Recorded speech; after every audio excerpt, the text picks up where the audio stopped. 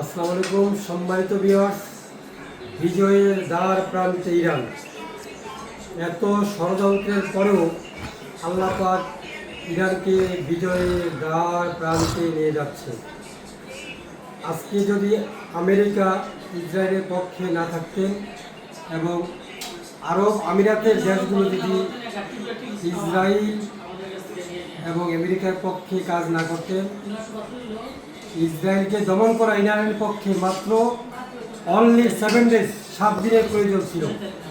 তারপরে আল্লাহ পাক চতুর্দিকে যে ষড়যন্ত্র, যে চক্রান্ত ইরানের বিরুদ্ধে চলিতেছিল, ইরানের দেশপ্রেম, ইরানের জনগণের দেশপ্রেম থাকার কারণে আল্লাহ পাক ইরানকে বিজয়ের দ্বার প্রান্তে পৌঁছে নিয়েছেন। এটা সারা বিশ্বের মুসলমানের জন্য প্রাউড ফিল, গর্বিত যে ইরান মুসলমানদের পক্ষ হয়ে যে লড়াই সংগ্রাম করে যাচ্ছেন। ইনশাআল্লাহ যুদ্ধবিরতি হওয়ার পরেও ইসরায়েল লেবাননে যে হামলা চালিয়েছে, এটা আমরা মুসলমান দেশগুলো এটা আশা করতে পারি নাই। এত বড় বিশ্বাসঘাতকতা ইসরায়েল করবে, এই লেবাননে হামলা চালিয়ে এতগুলো মানুষ মারবে, এটা আমরা কল্পনা করি নাই।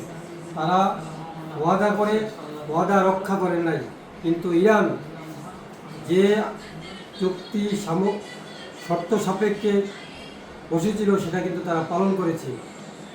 আজ সারা বিশ্ব ইরানের দিকে তাকিয়ে আছে। তাই সবাইকে বলবো ইরানের জন্য দোয়া করবেন, আল্লাহ পাক যেন ইরানকে বিজয়ের দ্বার প্রান্তে পৌঁছে দেন। আজকের মতো এখানেই বিদায় নিচ্ছি। সবাইকে অসংখ্য ধন্যবাদ। আল্লাহ হাফেজ। আমাদের ডার জাস্টিস ভিডিওর সাথে থাকুন। আগামীতে ইনশাআল্লাহ আরও ভালো ভালো ভিডিও নিয়ে আসবো আপনাদের মাঝে। আমাদের জন্য দোয়া করবেন। আসসালামু আলাইকুম।